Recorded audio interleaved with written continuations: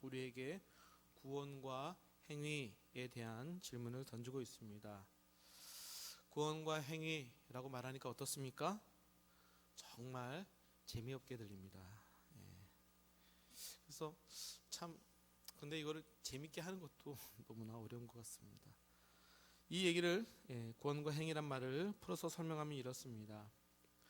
우리가 구원받은 것은 전적인 하나님의 선택과 선물로 주신, 즉 은혜라는 것은 여러분 잘 아실 것입니다. 우리의 구원은 하나님의 선물이고 은혜입니다. 이 하나님의 선물이고 은혜라는 것은 내가 잘해서 무언가 공로를 쌓아서 구원받은 것이 아니란 뜻이죠. 내 공로가 아니란 말입니다. 이 구원을 한마디로 설명한다면 오직 은혜라는 말로 우리가 말할 수 있을 것 같습니다. 근데 여기에 행위라는 말이 함께 언급되어 있는 것입니다. 구원과 행위. 행위란 구원이란 말과 어떤 면에서는 양립할 수 없는 단어입니다. 반대되는 뜻으로 성경에서 아주 자주 사용되고 있습니다. 구원과 행위는 서로 반대편에 있는 표현으로 로마서 4장 2절에 이렇게 사용되고 있습니다. 읽어볼까요? 시작. 만일 아브라함이 행위로서 의롭다 하심을 받았으면 자랑할 것이 있으려니와 하나님 앞에서는 없느니라. 여기서 의롭다 하심, 그 구원이라는 것은 행위가 아니다, 자랑할 것이 없다. 즉 행위와 구원은 같이 사용될 수 없고 같이 있을 수 없는 말이라는 얘기입니다. 에베소서 2장 8절 9절을 보면 또 이렇게 말씀하고 있습니다. 읽겠습니다. 시작. 너희는 그 은혜에 의하여 믿음으로 말미암아 구원을 받았으니 이것은 너희에게서 난 것이 아니요 하나님의 선물이라. 행위에서 난 것이 아니니 이는 누구든지 자랑하지 못하게 함이라. 아멘. 행위를 여기서는 그 자랑과 공로다라는 말로 설명하고 있습니다. 그러나 구원은 이 행위와 내 자랑, 내 공로가 아니라는 얘기죠. 구원이라는 것은 오직 하나님의 은혜요 믿음으로 얻는 것입니다. 이는 자랑치 못하게 하시기 위해서라고 말씀하고 있습니다. 그러니 우리는 구원을 말할 때에 행위를 말할 수 없습니다. 또 대부분 말하지 않습니다. 근데 난데없이 행위를 말하는 것입니다. 선행을 말하고 있는 것입니다. 오늘 읽은 본문이 바로 그것입니다. 그러니까 처음에는 이 본문을 읽으면서 여러 사람들이 갈등을 했었습니다. 야고보 장로께서 어떻게 말씀합니까? 어떤 사람은 말하기를 너는 믿음이 있고 나는 행함이 있으니 행함이 없는 내 믿음을 내게 보이라. 나는 행함으로 내 믿음을 내게 보이리라 하리라. 믿음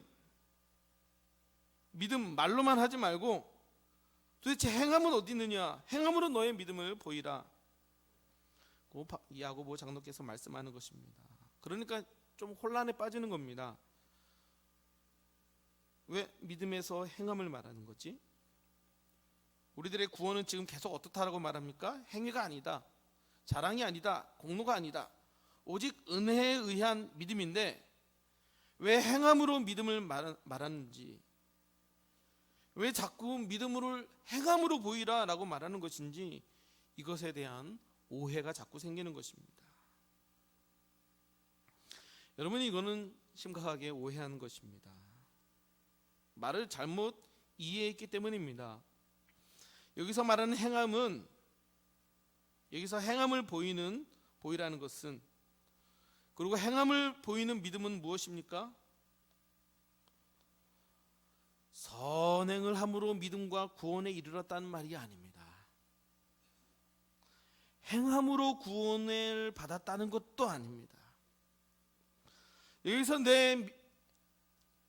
너의 믿음을 너의 행함으로 보이라 라고 말하는 것은, 구원받은 자라면 당연히 그 열매가 있지 않냐, 그 구원받은 열매로서 그 행함을 보이라는 얘기입니다. 너가 구원을 받았느냐, 그 구원의 열매를 보이라, 이 얘기입니다. 하나님을 믿는 자로서, 하나님께 구원받은 자로서 보일 선행을, 그 행동을, 그 삶을 살라, 이 얘기입니다. 구원과 믿음의 결과로서 선행이 나타나기 때문입니다. 이걸 야고보 장로께서 우리에게 말씀하는 겁니다. 성도는 거듭나 새롭게 된 자로서 나타나는 삶의 증거가 있는데 그것은 바로 삶의 변화요 선행으로 나타난다는 것이죠. 근데 만약 그 선행이 보이지 않는다라면, 그 구원으로서의 그 증거가 없다면 너의 그 구원과 믿음은 진짜냐라고 묻는 것입니다. 그 선행과 그 구원의 결과로서 하나님께 받은 자로서 그 합당한 열매가 나타나지 않는다면 너의 믿음은 진짜냐? 한번 의심해 보라는 겁니다. 내 노력과 선행으로 구원을 이루는 것이 아닙니다. 절대 아니죠. 하지만 하나님의 은혜로 구원받은 자는 그 구원의 열매로서 반드시 나타나는 선행이 있다는 말입니다. 이를 오늘 하이델베르그 86문에서 가르치고 있는 것입니다.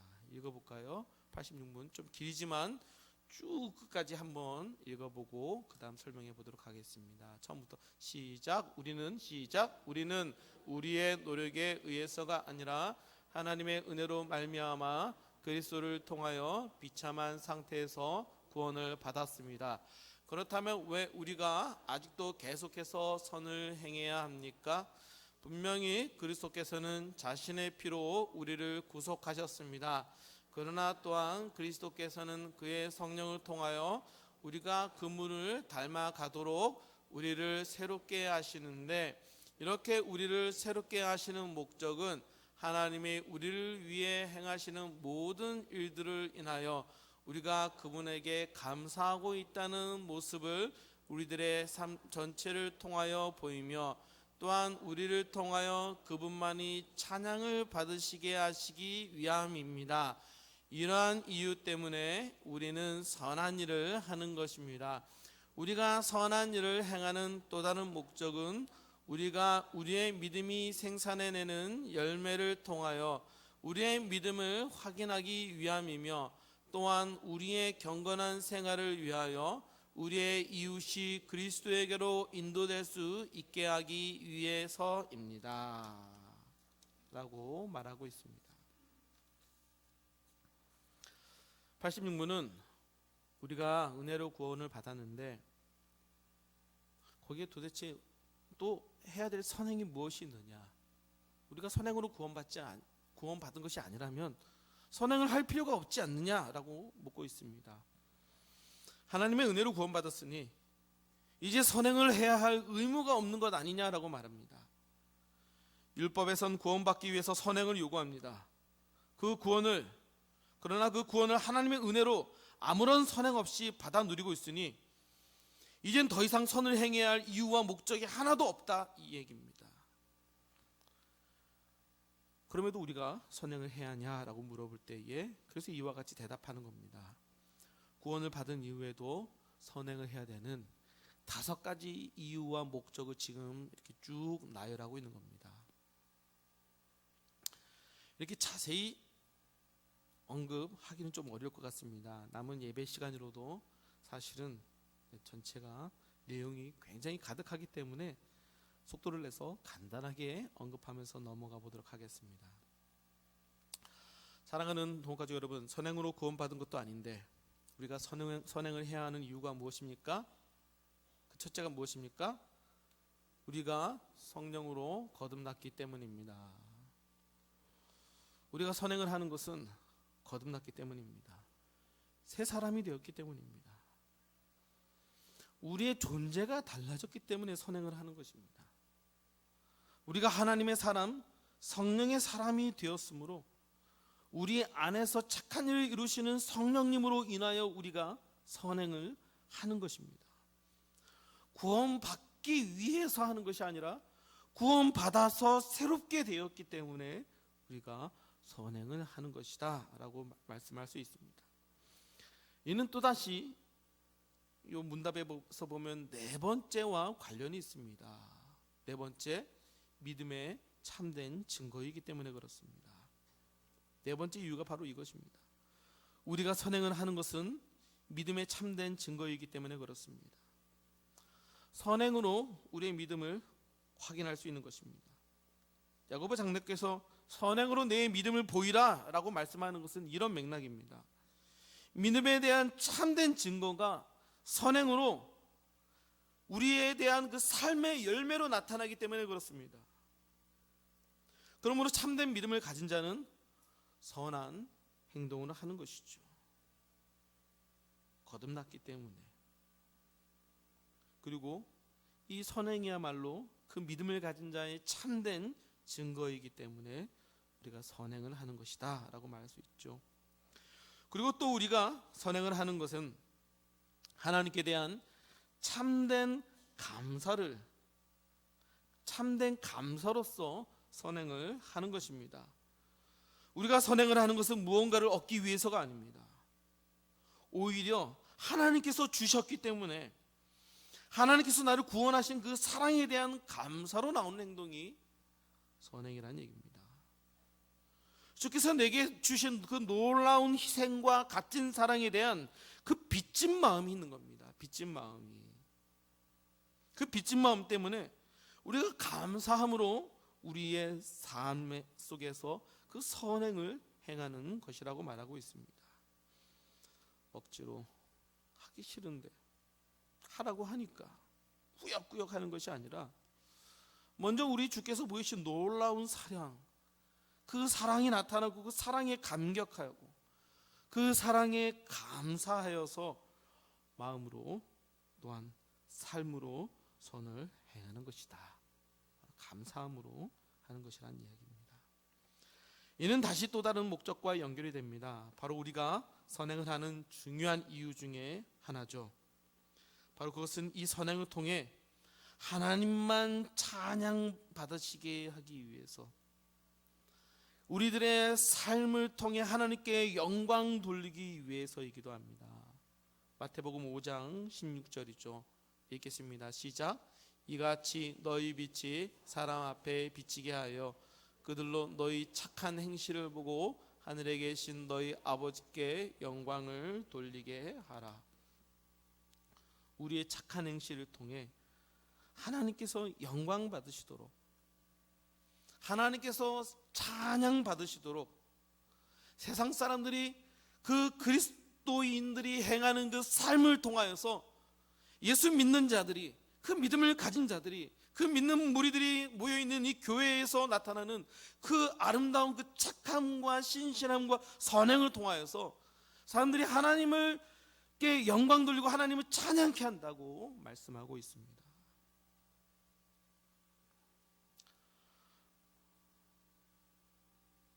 우리 각각 그리스도인은 어떤 면에서는 하나님의 얼굴입니다. 얼굴이란 말은 믿지 않는 사람들이 누구를 통하여 하나님을 보냐? 우리를 통하여 본다, 이 얘기입니다. 우리를 통하여 하나님을 볼 수 있습니다. 영적인 눈이 감긴 그들에게는 하나님을 알고 하나님을 볼 수 있는 다른 방법이 없죠.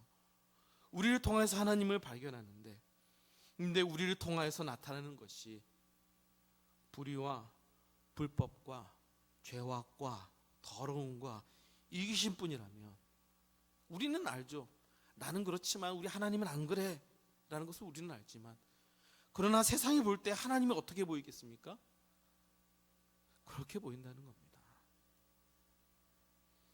하나님의 이름이, 하나님의 영광이 땅에 떨어지는 것입니다.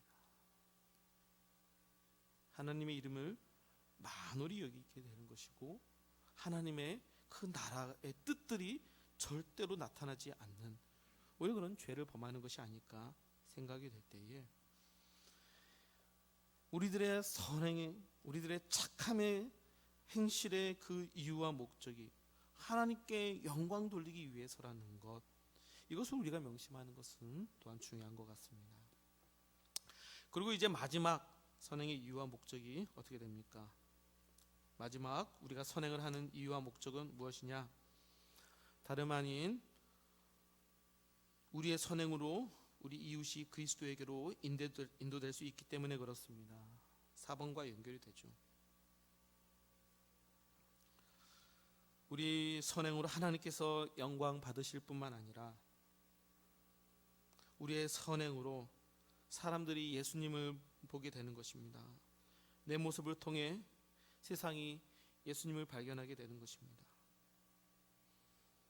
이것이 복음 전파죠.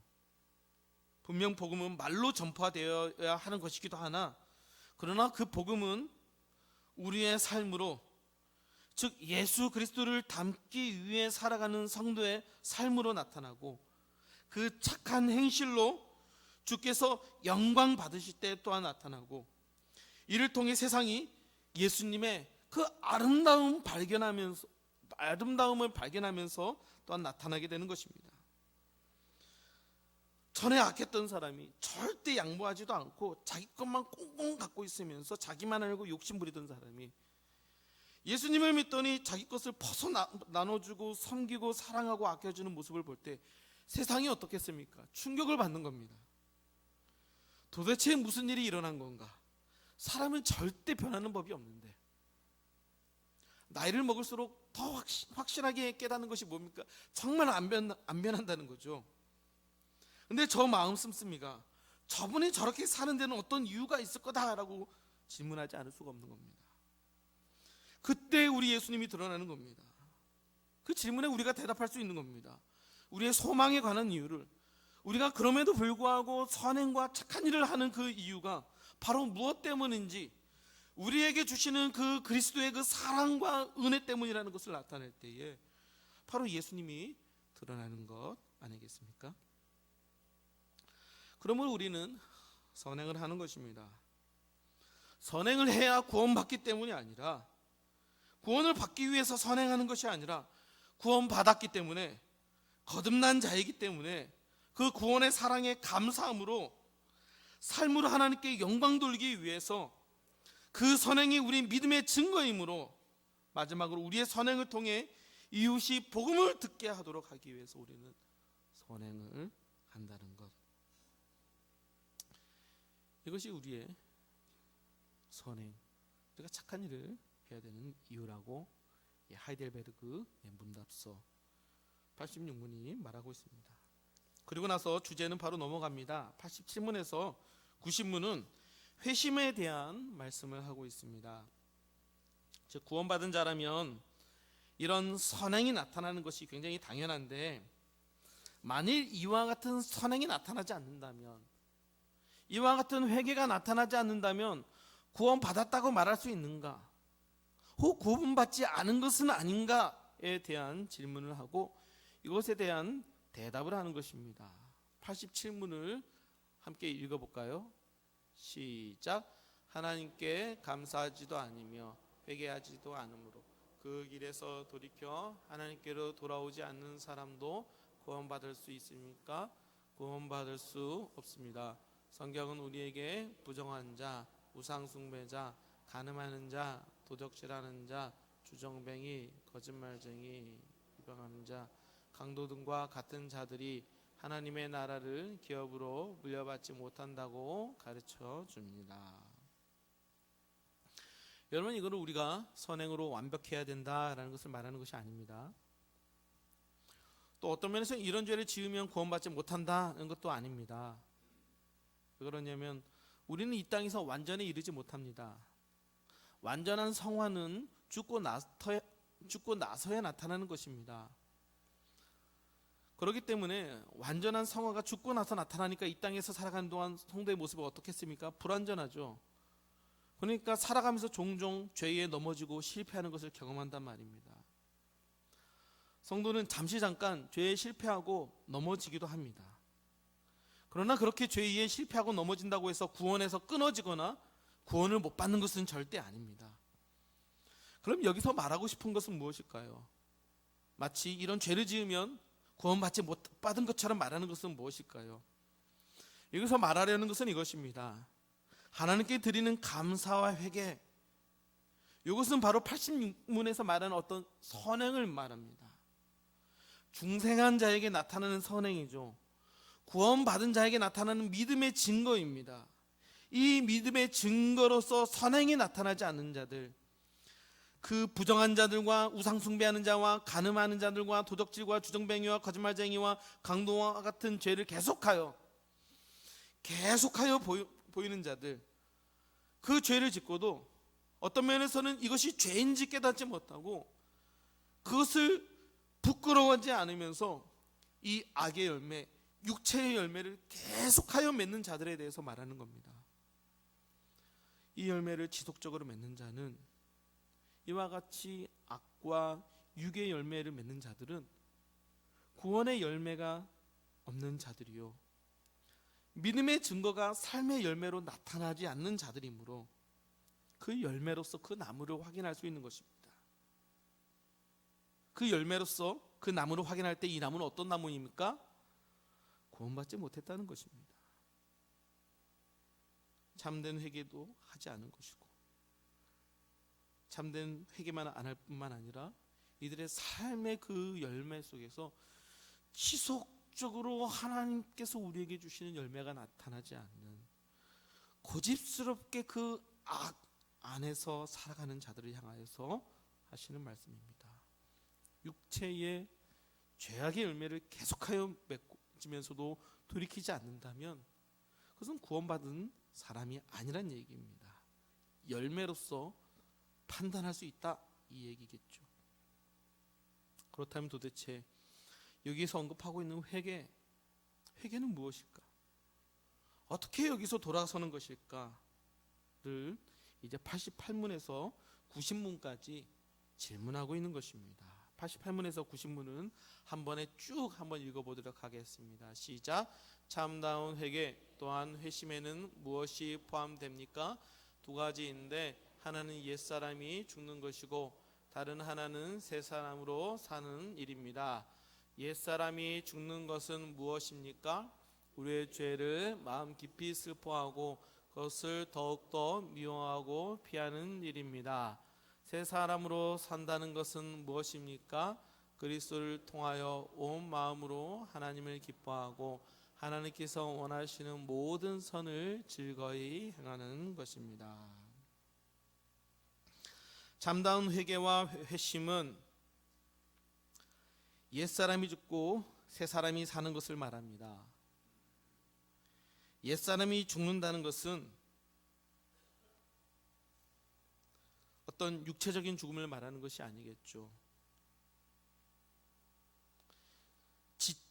지, 정, 의, 이 세 가지 측면에서 지적으로는 죄를 깨닫고 정서적으로는 죄를 마음 깊이 슬퍼하고 미워하며 의지적으로는 죄를 피하는 것을 말합니다. 전인격적으로 우리가 방향을 바꾸는 것을 이야기합니다. 저는 전에는 죄를 미워한 적도 없고 슬퍼하지도 않았을 뿐더러 죄가 무엇인지도 몰랐죠. 전에는 죄를 피하고 싶어하는 마음도 있지 않았습니다. 그러나 회개라는 것은 주님께서 우리에게 구원하여 주심으로 말미암아 우리에게 나타나는 진정한 회개는 옛사람이 죽는 것, 이전에 몰랐던 죄를 깨닫고 그 마음으로 죄를 미워하고 그 죄 지은 나의 상태를 슬퍼하며 이제는 더 적극적으로 죄를 피해 떠나는 것을 말하는 것입니다. 그러면 새 사람으로 사는 것은 어떤 것입니까? 새 사람으로 사는 것도 지, 정, 의 이 세 가지 측면으로 말씀드릴 수 있을 것 같습니다. 새 사람으로 사는 것은 지적으로 무엇이 선한 것인지 말씀을 통해서 배우고, 정서적으로는 말씀에서 가르치는 그 선한 일, 하나님의 일을 기뻐하고 즐거워하는 것이며, 의지적으로는 하나님께서 기뻐하시는 그 선한 일을 의지적으로 행하는 것을 말합니다. 전에는 말씀을 통해 배우고 깨닫는 것이 느릴 뿐만 아니라 그것을 배우고 싶은 마음도 별로 없었죠. 근데 주님 앞에 우리들이 정말 회개하고 회심하고 돌아선 자의 그 어떤 정서적인 그 감정적인 상태는 무엇이냐? 정말 하나님을 기뻐하고 그 말씀을 산모하며, 전에는 그렇게 달콤하지 않던 그 말씀을 들으면 수면제로 사용이 되는, 그래도 하나님께서 사랑하신 자에게 잠을 주곤 하시고 또 피곤하면 또 연약해서 잘 수도 있지만, 그러나 정말 주님께서 우리들의 마음에 회심과 회개를 주셔서 나타나는 것, 정말 하나님을 기뻐하고 즐거워하는 것, 그분이 주시는 말씀을 정말 기뻐하고 즐거워하는 것이 나타나면서 그런 어떤 정서적인 경향들이, 감정이 바뀌는 거죠. 그리고는 의지적으로는 하나님께서 기뻐하시고 즐거워하시는 일을 하고 싶어하고 그것을 의지적으로 행하는 것을 말씀하고 있습니다. 즉 회개는 우리의 지식과 우리들의 감정과 우리의 의지에서 나타나는 변화, 전인적으로 나타나는 돌아섬이죠. 지적으로 죄를 깨닫고 하나님을 아는 일과 정서적으로 죄를 미워하고 하나님을 기뻐하는 것과 의지적으로는 죄를 피하고 선을 향하여 나아가는 것을 말합니다. 회개는 감정적으로 어떤 뉘우침과 후회만을 얘기하지 않죠. 회개는 다만 지적인 깨달음만을 얘기하지 않습니다. 회개는 우리의 삶의 방향이 완전히 돌아서는 자리까지 가서 하나님께서 기뻐하시고 선한 일을 적극적으로 행하는 것, 이것이 바로 회개요 회심이죠. 그러므로 구원받은 자에게 선행이 나타나는 것입니다. 그러므로 회개하였다 하면서, 구원받았다 하면서 계속하여 죄악 가운데 머물고 그 죄악을 끊지 않고 그 죄악 가운데 있는 자신을 슬퍼하지 않고 정말 그 죄를 미워하지 않고 그 죄를 계속하여 지으며 살고 있다면 그 사람은 그 믿음을 의심할 수 있는 겁니다. 의심해야 하는 것입니다. 정말 그 믿음이 진짜 믿음이 맞는지. 왜냐하면 진정한 구원의 반응으로서 나타나는 그 회심, 그 회개에는 이 같은 지정의 전인격적인 돌아섬이 있기 때문에 그렇습니다. 우리의 머리로 아는 것과 이 마음으로 느끼는 것의 변화와 이 행동에 이르기까지 나타나는 변화가 있기 때문에 그렇습니다. 그렇다면 마지막으로 이제 선행은 무엇인가 라는 질문을 하고 있습니다. 선을 행한다는 말이 계속 오늘의 날 말하고 있는데, 반복적으로 언급되고 있는데, 그러면 그 선행은 무엇인가? 사실 91문은 이후에 92문, 바로 율법, 십계명으로 넘어가기 위한 하나의 다리입니다. 다리로서 이 선한 일이 무엇인가 라고 질문하고 있는데요, 이 91문을 마지막으로 하고 마치고자 합니다. 91문 함께 읽어보겠습니다. 시작. 선한 일은 무엇입니까? 우리 자신의 의견이나 사람의 관습에 따라서 하는 것이 아니라 하나님의 율법에 따라서 하나님의 영광을 위하여 참된 믿음으로만 행하는 일이 선입니다. 선한 일이란 내 생각과 내 경험으로 볼 때 좋은 일, 혹은 내가 속한 사회에서 판단하는 어떤 좋은 일이 선이 아니란 얘기입니다. 그런 것은, 그런 선은, 그런 상대적인 선은 성경이 말하는 것이 아닙니다. 그런 선은 시대적으로, 문화적으로 얼마든지 바뀔 수 있고 언제든지 달라질 수 있는 것이기 때문에 그렇습니다. 성경이 말씀하는 선은 그런 것이 아니죠. 성경이 요구하는, 또한 성경이 우리들에게 말하고 있는 우리가 따라야 할 선함이란 하나님께서 주신 것이요, 하나님을 위한 것이요, 하나님을 통해 이루는 것이라고 말하는 것입니다. 즉, 이 선의 출처가 누구이냐? 이 선한 행동의 출처가 바로 하나님이요, 그 행동의 그 목적도 하나님이요, 선한 행동의 수단도 하나님이란 말입니다. 선한 일이란 내가 나를 위해 내 힘으로 내가 하는 것이 아니란 말입니다. 오직 선한 분은 하나님이시니, 그러므로 선한 것은 오직 한 분 하나님으로부터 나오며 오직 한 분 하나님을 의지해서 행하는 것이며 오직 하나님께서 주신 그 율법을 따라 살아갈 때 선한 일을 행한 것이다 라고 말하는 것입니다. 이것이 선입니다. 이와 같은 선을 예수 안에서 거듭난 자가 그 믿음의 열매로서 맺게 된다는 것입니다. 그 주신 사랑의 감사함으로 행한다는 것입니다. 우리가 받은 그 구원의 그 거듭남, 새 사람이 되었기 때문에 성령께서 우리 안에서 착한 일을 이루시는 그 역사로 말미암아 이와 같은 선행을 이룬다는 것입니다. 사랑하는 도움가족 여러분, 여러분의 빛을, 여러분의 착한 행실을 세상에 드러내시기 바랍니다.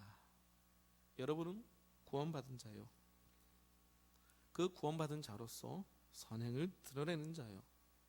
또한 여러분들의 그 선행이 또한 여러분의 믿음을 세상에 드러내라고 요청받고 있기 때문에 그렇습니다.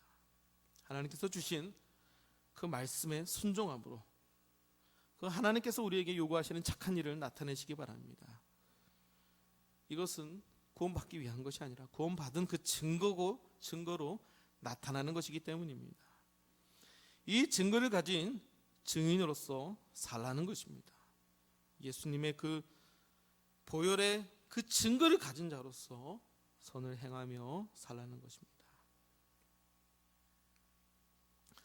이것이 바로 우리에게 요구하는 빛과 소금의 삶이 아닐까 생각이 될 때에 오늘날도 많은 이들이 교회에 기대하는 것은 바로 이와 같은 것이 아닐까 생각이 됩니다. 예수를 믿고 구원받은 자로서 나타내야 될 그 아름다운 일, 그 선한 일을 말이죠. 세상이 이 아름다운 일, 선한 일을 보고 하나님께 영광 돌리고 하나님께 돌아오는 역사가 나타나기를, 저와 여러분들에게 나타나기를 예수님의 이름으로 부탁드리고 축원합니다. 기도하겠습니다. 이 시간 잠시 함께 기도하겠습니다.